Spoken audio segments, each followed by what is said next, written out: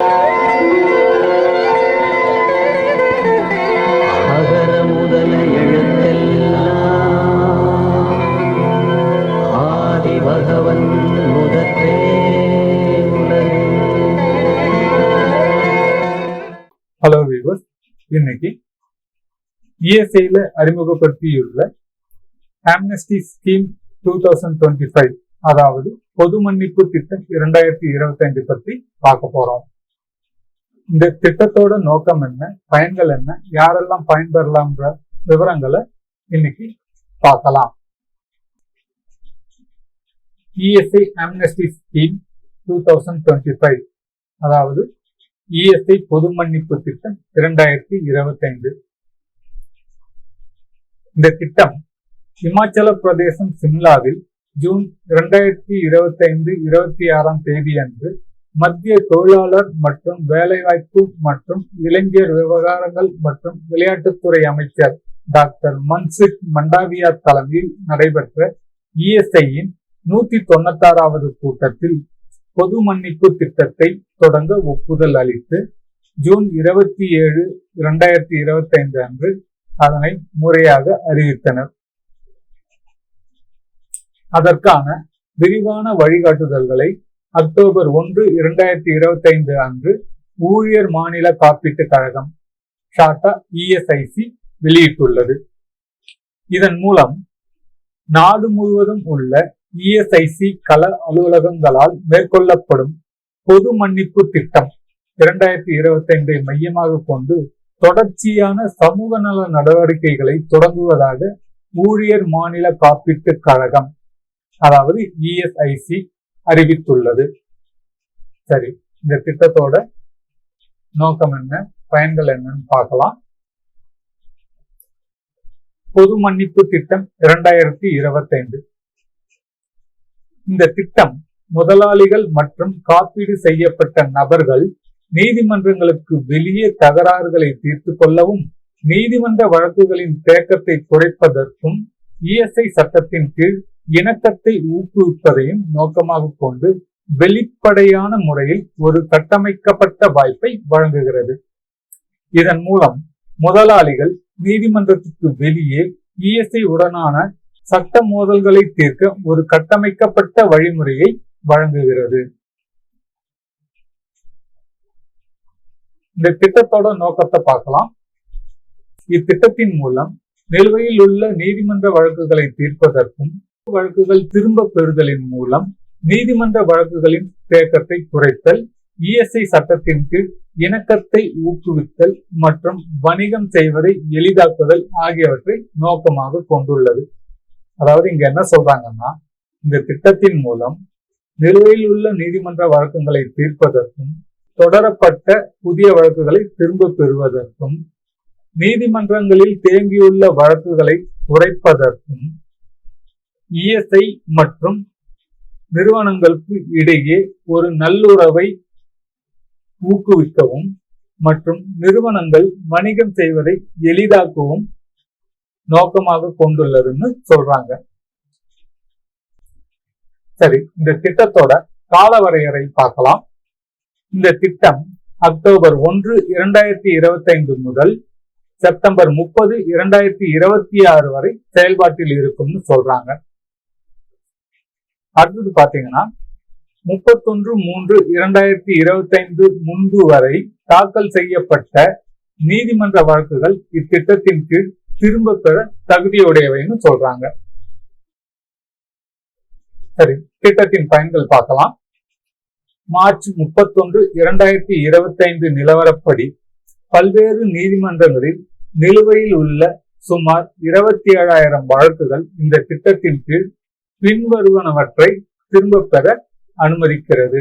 அதாவது மார்ச் 31, 2025 நிலவரப்படி இந்தியாவில் உள்ள பல்வேறு நீதிமன்றங்களில் சுமார் 27,000 வழக்குகள் நிலுவையில் இருக்கிறதா சொல்றாங்க. அந்த வழக்குகளில் பின்வரும் காரணங்களை கொண்ட வழக்குகள் திரும்ப பெறலாம்னு சொல்றாங்க. அது என்னென்ன காரணம்னு பார்க்கலாம். 1, கவரேஜ் தகராறுகளுக்கு உண்மையான பங்களிப்புகள் மற்றும் வட்டியை செலுத்துவதன் மூலம் தற்காலிக மதிப்பீடுகளை தீர்ப்பது, மேலும் எந்த இழப்பீடும் வசூலிக்கப்படாது. இந்த திட்டம் மூடப்பட்ட நிறுவனங்கள் மற்றும் இயங்கும் நிறுவனங்கள் இரண்டிற்கும் பின்வரும் நிலைகளுக்கு ஏற்றவாறு பொருந்தும். கவரேஜ் தகராறுகள் அல்லது கவரேஜ் வழக்குகள்ல என்ன சொல்றாங்கன்னா, கான்ட்ரிபியூஷன் அண்ட் இன்ட்ரெஸ்ட் செலுத்துவதன் மூலம் தற்காலிக மதிப்பீடுகளை, அதாவது அஷ்யூம்டு வேஜஸ், அவற்றை தீர்ப்பது. மேலும் இதற்கான இழப்பீடு, அதாவது டேமேஜஸ் எதுவும் வசூலிக்கப்படாதுன்னு சொல்றாங்க. கவரேஜ் தகராறுகள் மூடப்பட்ட நிறுவனங்கள் மற்றும் இயங்கும் நிறுவனங்கள் இரண்டிற்கும் பின்வரும் நிலைகளுக்கு ஏற்றவாறு பொருந்தும் சொல்றாங்க. அது என்னன்னு பார்க்கலாம்.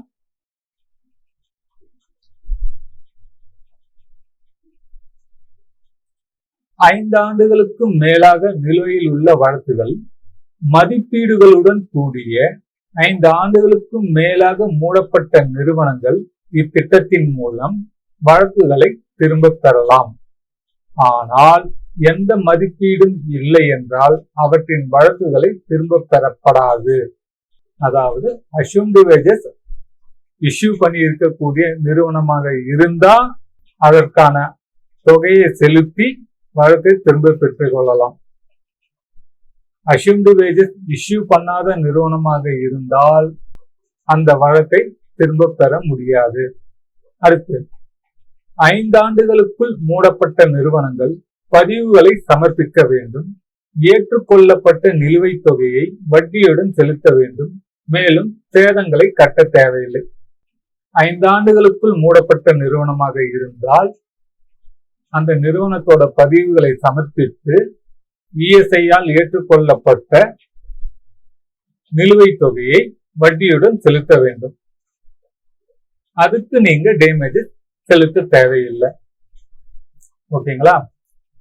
அடுத்து, இயங்கும் நிறுவனங்கள் தங்கள் கோரிக்கைகளை ஆதரிக்க பதிவுகளை வழங்குவதன் மூலம் தகராறுகளை தீர்க்கலாம். அவர்களுக்கு எந்த சேதமும் விதிக்கப்படாது. இருப்பினும் இஎஸ்ஐ போர்ட்டலில் படிவம் 1 மூலம் தானாக முன்வந்து பதிவு செய்த முதலாளிகளின் வழக்குகள் இதிலிருந்து விலக்கப்பட்டுள்ளன. இதுல என்ன சொல்றாங்கன்னா, இயங்கும் நிறுவனங்கள் தங்களது கோரிக்கைகளை ஆதரிக்க பதிவுகளை சமர்ப்பிக்க சொல்றாங்க. அதாவது ரெக்கார்ட் சமர்ப்பிக்க சொல்றாங்க.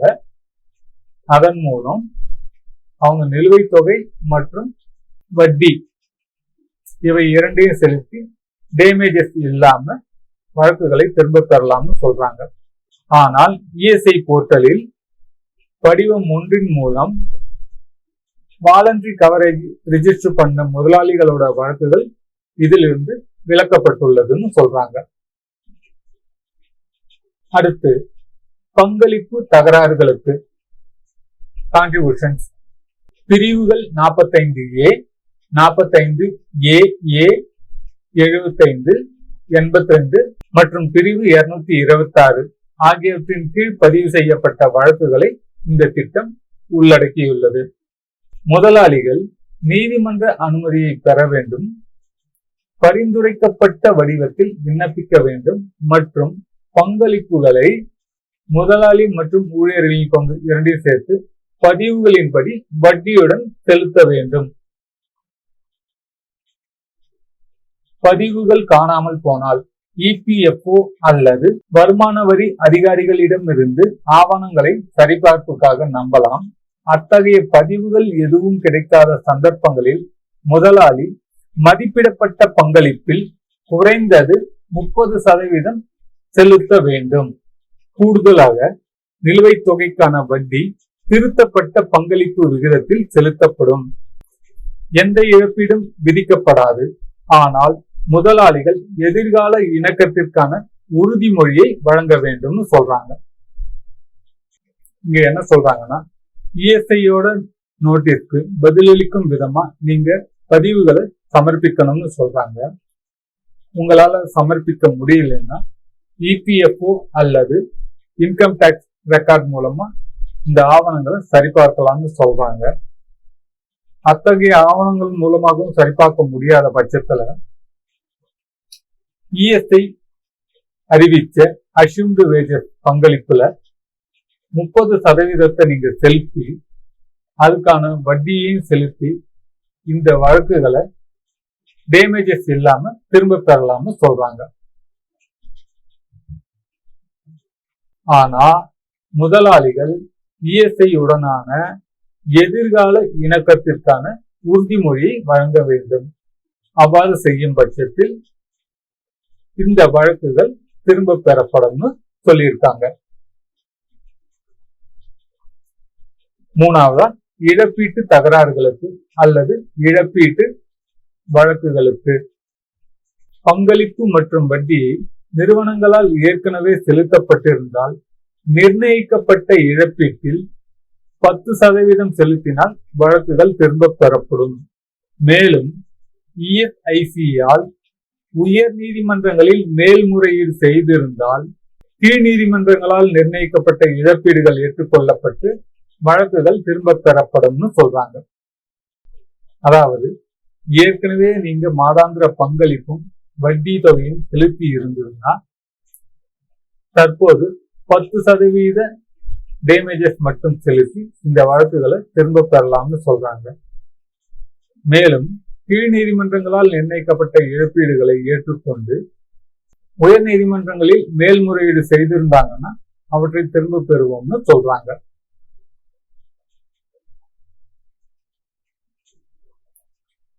நான்காவது, ஊழியர்களுடனான தகராறுகளுக்கு அல்லது ஊழியர்களுடனான வழக்குகளுக்கு அதிகப்படியான தொகைகள் திரும்ப பெறப்பட்டு வட்டி வசூலிக்கப்படாமல் உறுதிமொழி அளிக்கப்பட்டால் தவறான அறிவிப்புகளுக்காக காப்பீடு செய்யப்பட்ட நபர்களுக்கு எதிரான பிரிவு 84 கீழ் உள்ள குற்றவியல் வழக்குகள் திரும்ப பெறப்படும். அதாவது ஊழியர்கள் தவறான அறிவிப்புகளின் மூலம் இஎஸ்ஐ இடமிருந்து கிளைம் பெற்றிருந்தாங்க. அவர்கள் மீது பிரிவு 84 கீழ் தொடுக்கப்பட்ட குற்றவியல் வழக்குகள் திரும்ப பெறப்படும் சொல்றாங்க. அடுத்து, காப்பீடு செய்யப்பட்ட நபர்களை கண்டுபிடிக்க முடியாத 5 ஆண்டுகளுக்கு மேலாக நிலுவையில் உள்ள வழக்குகளும் திரும்ப பெறப்படலாம். ஆனால் சதி அல்லது மோசடி சம்பந்தப்பட்ட வழக்குகள் இதிலிருந்து விலக்கப்படுகின்றன. காப்பீடு செய்யப்பட்ட நபர் யாருன்னு கண்டுபிடிக்க முடியாத சூழ்நிலையில ஒரு வழக்கு 5 ஆண்டுகளுக்கு மேலா நிலுவையில் இருந்ததுன்னா அம்மாதிரியான வழக்குகளும் திரும்ப பெறப்படும் சொல்றாங்க. ஆனா சதி அல்லது மோசடி சம்பந்தப்பட்ட வழக்குகள் இந்த திட்டத்தில் இருந்து விலக்கப்பட்டுள்ளதுன்னு சொல்றாங்க. ஐந்தாவதா, குற்ற வழக்குகளுக்கு இபிஎஃப்ஓ அல்லது ஐடி தாக்கல்கள் போன்ற பதிவுகள் அல்லது மாற்று ஆவணங்களின் அடிப்படையில் பங்களிப்புகள் மற்றும் வட்டி செலுத்தப்பட்டால் முதலாளிகளுக்கு எதிரான பிரிவு 85 மற்றும் 85A கீழ் தொடரப்பட்ட வழக்குகள் திரும்ப பெறப்படலாம்னு சொல்றாங்க. அதாவது இஎஸ்ஐக்கு தாக்கல் செய்யக்கூடிய அறிக்கைகள் உங்ககிட்ட எதுவும் இல்லாத சமயத்துல இபிஎஃப்ஓ அல்லது ஐடி ரிட்டர்ன்ஸ் ஆகியவற்றின் மூலம் பங்களிப்புகள் செலுத்தி வட்டியை செலுத்தி இருந்தீங்கன்னா உங்களுக்கு எதிராக பிரிவு 85 மற்றும் 85A கீழ் தொடரப்பட்ட வழக்குகள் திரும்ப பெறப்படும் சொல்றாங்க. அடுத்து, எந்த பதிவுகளும் இல்லாத இடத்தில் அறிவிக்கப்பட்ட ஊதியங்கள், எஸ்எஸ்ஓ கணக்கெடுப்பு அறிக்கைகள் அல்லது குறைந்தபட்ச ஊதியங்களின் அடிப்படையில் நிலுவைகள் மதிப்பிடப்படும். எந்த இழப்பீடும் விதிக்கப்படாது. இதுல என்ன சொல்றாங்கன்னா, உங்ககிட்ட எந்த விதமான பதிவுகளும் இல்ல, இபிஎஃப்ஓ ரெக்கார்டும் இல்ல, ஐடி தாக்கல்களும் இல்லாத சமயங்கள்ல அறிவிக்கப்பட்ட ஊதியங்கள், எஸ்எஸ்ஓ கணக்கெடுப்பு அறிக்கைகள் அல்லது குறைந்தபட்ச ஊதியங்களின் அடிப்படையில் நிலுவைகள் மதிப்பிடப்படும். அதுக்கு எந்த டேமேஜஸும் விதிக்கப்படாதுன்னு சொல்றாங்க. அடுத்து, இந்த திட்டம் 15 ஆண்டுகளுக்கு மேலாக நிலுவையில் உள்ள பிரிவு 85A மற்றும் 85G கீழ் பழைய வழக்குகளையும் உள்ளடக்கியதுன்னு சொல்றாங்க. அடுத்து, மூடிய நிறுவனங்களுக்கு அத்தகைய வழக்குகள் திரும்ப பெறப்படலாம். இயங்கும் நிறுவனங்களுக்கு இணக்கம் புதுப்பிக்கப்பட வேண்டும் மற்றும் வட்டி செலுத்தப்பட்ட நிலுவைத் தொகையில் குறைந்தது 30% இருக்க வேண்டும். மூடிய நிறுவனங்களுக்கான 85A மற்றும் 85G ஆகிய வழக்குகளை திரும்ப பெறப்படலாம்னு சொல்றாங்க. இயங்கும் நிறுவனங்களுக்கு இணக்கம் புதுப்பிக்கப்பட வேண்டும், அதாவது இஎஸ்ஐ உடன் ஒரு நல்லுறவு புதுப்பிக்கப்பட வேண்டும் மற்றும் வட்டி செலுத்தப்பட்ட தொகையில் குறைந்தது 30% நிலுவைத் தொகை செலுத்தி இருக்க வேண்டும் சொல்றாங்க. அதுக்கடுத்து இணக்கத்திற்கு உட்பட்ட நிறுவனங்களுக்கு டிஜிட்டல் மயமாக்கலுடன் ஆவணங்கள் தேவையற்றது என்பதால் வருமான வரி அறிக்கைகளை சமர்ப்பிக்காததற்கான பிரிவு 85E கீழ் உள்ள வழக்குகள் திரும்ப பெறப்படலாம்னு சொல்றாங்க. டிஜிட்டல் மயமாக்கல் காரணத்தினால இணக்கத்திற்கு உடன்பட்ட நிறுவனங்களுக்கு ஆவணங்கள் எதுவும் தேவையற்றது. அதனால் வருமான வரி அறிக்கைகளை சமர்ப்பிக்காத காரணத்தினால் தொடங்கப்பட்ட 85E கீழ் உள்ள வழக்குகள் திரும்ப பெறப்படும் சொல்றாங்க. அடுத்து இணக்கம் பூர்த்தி செய்யப்பட்டு விபத்து வழக்குகள் தீர்க்கப்பட்டால் 3 ஆண்டுகளுக்கு மேலாக நிலுவையில் உள்ள அறிவிப்பு படிவங்களை தாமதமாக சமர்ப்பித்த வழக்குகளும் திரும்ப பெறப்படலாம்னு சொல்றாங்க. இதுல என்ன சொல்றாங்கன்னா, இஎஸ்ஐக்கும் நிறுவனத்திற்கும் இடையே நல்லுறவு ஏற்பட்டு விபத்தினால் ஏற்படக்கூடிய வழக்குகளை தீர்க்கப்பட்டா 3 ஆண்டுகளுக்கு மேலாக நிலுவையில் உள்ள அறிவிப்பு படிவங்களை, அதாவது ஆக்சிடென்ட் ரிப்போர்ட், அதை தாமதமாக சமர்ப்பித்த வழக்குகளும் திரும்ப பெறலாம்னு சொல்றாங்க. இவற்றின் மூலம் இஎஸ்ஐ உடனான நல்லுறவு சீராக செயல்படுத்தப்படுவதை உறுதி செய்வதற்காக இஎஸ்ஐ பிராந்திய மற்றும் துணை பிராந்திய அலுவலகங்களின் கூடுதல் ஆணையர் மற்றும் பிராந்திய இயக்குநர்கள், இணை இயக்குனர், துணை இயக்குனர் திட்ட காலத்தில் வழக்குகளை திரும்ப பெறுதல் மற்றும் தீர்வுகளை செயல்படுத்த முழு அதிகாரமும் வழங்கப்பட்டுள்ளதுன்னு சொல்றாங்க. மேலும் சட்ட மற்றும் நிதி அதிகாரிகள் மற்றும் குழு வழக்கறிஞர்களை கொண்ட ஒரு கள அளவிலான குழு அத்தகைய வழக்குகளை மதிப்பாய்வு செய்யும். அனைத்து வழக்குகளும் விண்ணப்பித்த நாளில் இருந்து 6 மாதங்களுக்குள் தீர்க்கப்பட வேண்டும். மேலும் முந்தைய பொது மன்னிப்பு திட்டங்களை பெற்றவர்கள் கூட இந்த திட்டத்தின் மூலம் பயனடைய தகுதி உடையவர்கள். இந்த திட்டத்தின் மூலம் இஎஸ்ஐயுடன் நிறுவனங்களுக்கு ஒரு நல்லுறவு செயல்படுத்துவதை உறுதி செய்வதற்காக பிராந்திய மற்றும் துணை பிராந்திய அலுவலகங்களில் பணிபுரியும் ஆணையர், பிராந்திய இயக்குனர்கள், இணை இயக்குனர்கள், துணை இயக்குனர்கள் அவங்களுக்கெல்லாம் இந்த திட்டம் அமலில் உள்ள காலங்களில் வழக்குகளை திரும்ப பெறுவதற்கும் தீர்வுகளை செயல்படுத்தவும் முழு அதிகாரம் வழங்கப்பட்டுள்ளது. இது தவிர சட்ட மற்றும் நிதி அதிகாரிகள் மற்றும் குழு வழக்கறிஞர்களை கொண்ட ஒரு குழு அத்தகைய வழக்குகளை மதிப்பாய்வு செய்து அனைத்து வழக்குகளும் விண்ணப்பித்த நாளில் இருந்து 6 மாதங்களுக்குள் தீர்க்கப்படும் சொல்றாங்க.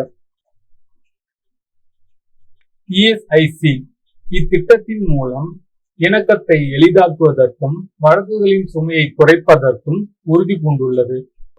இதன் மூலம் வணிகம் செய்வதை எளிதாக்குவது என்ற அரசாங்கத்தின் தொலைநோக்கு பார்வையுடன் ஒத்துப்போகிறது.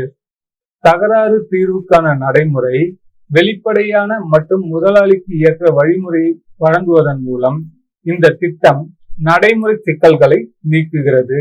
நீண்ட காலமாக நிலுவையில் உள்ள வழக்குகளை விரைவாக முடிக்க உதவுகிறது மற்றும் பங்குதாரர்களிடையே நம்பிக்கையை வளர்க்கிறது. இது முதலாளிகளுக்கான செயல்பாட்டு சிக்கல்களை குறைக்கும், நீதிமன்றங்கள் மீதான சட்ட சுமையை குறைக்கும் மற்றும் ஒரு முற்போக்கான மற்றும் பொறுப்பான சமூக பாதுகாப்பு நிறுவனமாக இஎஸ்ஐயின் பங்கை மேலும் வெளிப்படுத்தும் என்று எதிர்பார்க்கப்படுகிறது. இந்த திட்டத்தை செயல்படுத்தும் மூலமா முதலாளிகளுக்கும் இஎஸ்ஐக்கும் ஒரு நல் இணக்கத்தை உருவாக்க வழிவகுக்கும் சொல்றாங்க. 2வது, வழக்குகளோட எண்ணிக்கையை குறைக்கும், அதனால் நீதிமன்றத்துக்கான வழக்கு சுமையை குறைக்கவும் உறுதி பூண்டுள்ளதா சொல்றாங்க. இது தவிர வணிகம் செய்வதற்கு எளிதான வழிமுறையை வழங்குவதன் மூலம் அரசாங்கத்தோட தொலைநோக்கு பார்வையோட இந்த திட்டம் ஒத்து போகுவதா சொல்றாங்க. அது தவிர நீண்ட காலமாக நிலுவையில் உள்ள வழக்குகளை விரைவாக முடிக்கவும் பங்குதாரர்களிடையே, அதாவது ஊழியர் மற்றும் முதலாளிகள் இருவருமே பங்குதாரர்கள் தான், அவர்களிடையே ஒரு நம்பிக்கையை வளர்க்குதுன்னு சொல்றாங்க. இதன் மூலம் பொறுப்பான சமூக பாதுகாப்பு நிறுவனமாக இஎஸ்ஐயின் பங்கை மேலும் வலுப்படுத்தும்னு சொல்றாங்க. ஓகே கைஸ், இன்னைக்கு இஎஸ்ஐயோட ஆம்னஸ்டி ஸ்கீம் 2025, அதாவது பொது மன்னிப்பு திட்டம் 2025 பத்தி பார்த்தோம். இந்த திட்டத்தோட நோக்கம் என்ன, பயன்கள் என்ன, யாரெல்லாம் பயன்பெறலாம், இந்த திட்டத்துக்கான காலக்கெடு எவ்வளவு, இதெல்லாம் பார்த்தோம். இந்த வீடியோ உங்களுக்கு பிடிச்சிருக்கும்னு நினைக்கிறேன். இந்த வீடியோவை பார்த்து உங்க கமெண்ட்ஸ் எழுதுங்க, லைக் பண்ணுங்க, ஷேர் பண்ணுங்க. இது வரைக்கும் இந்த சேனலை சப்ஸ்கிரைப் பண்ணாதவங்க சப்ஸ்கிரைப் பண்ணிக்கோங்க. பக்கத்துல இருக்கக்கூடிய பெல் ஐக்கானையும் கிளிக் பண்ணிக்கோங்க. அப்பதான் நான் போடுற வீடியோஸ் உங்களுக்கு அடுத்தடுத்து நோட்டிபிகேஷன்ல காட்டும். இது தவிர இந்த சேனலுக்கு சப்போர்ட் பண்ணணும்னு நினைக்கிறவங்க உங்க மொபைல்ல தெரியக்கூடிய ஹைப் பட்டனை பிரஸ் பண்ணி ஹைப் பாயிண்ட் கொடுங்க. மேலும் மெம்பர்ஷிப்ல ஜாயின் பண்ணணும்னு நினைக்கிறவங்க ஜாயின் பட்டனை பிரஸ் பண்ணி மெம்பர்ஷிப்ல ஜாயின் பண்ணிக்கோங்க. Thank you guys.